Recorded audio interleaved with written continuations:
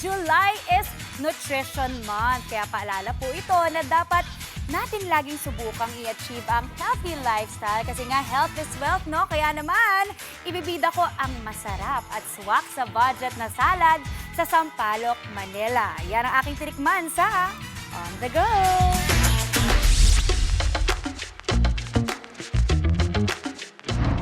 Hello mga kapatid! Naku, time first muna sa mga nakakaputok-batok na mga pagkain. Dito muna tayo sa mas healthy na food. Saktong-sakto nandito ako ngayon sa Sampaloc, Manila, malapit sa U-Belt kung saan may nagdiskubre ako na healthy salad na mura na, abot kaya pa.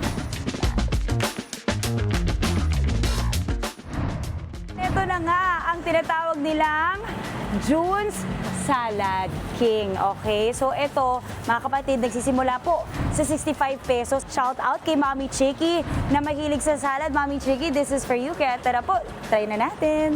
Ito po ay made to order mga kapatid. So freshly made ang kanilang mga salad dito. Hindi nila gagawin hanggat hindi nyo in-order. Ayan na, sa mga health conscious nating mga kapatid, ito po ay para sa inyo. Simula po tayo dito sa Mango Cani Salad. Tapos, meron din po tayong tuna salad, shawarma salad. Ito po yung kanilang vegetable salad na may kasamang slices ng apple.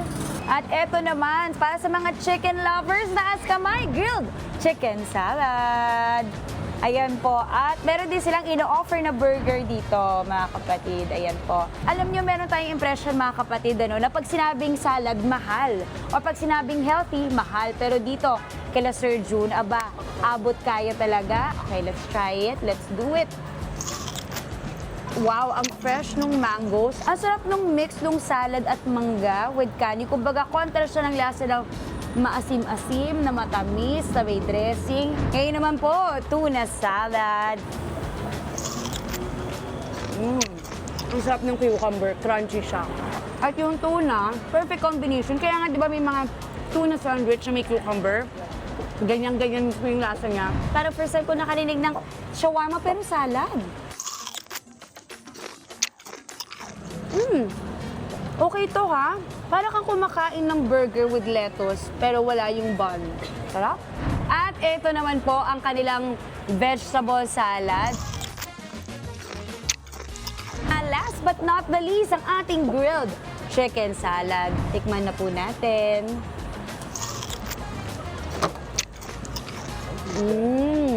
Alam mo yung chicken niya, parang inasal style yung chicken niya. So meron siya konting parang lasa ng kalamansi.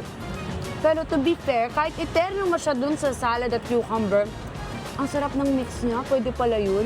Sabi nga nila, hindi naman porket healthy ay hindi masarap. At sa mga kapatid natin na naghahanap na ng sign, nako, ito na yun. Ako na yung sign nyo para maging healthy living. Dapat we value our life and our health. From trending kainan to hidden gem sa kanto, walang iwanan. Sama-sama tayong titikim sa On The Go!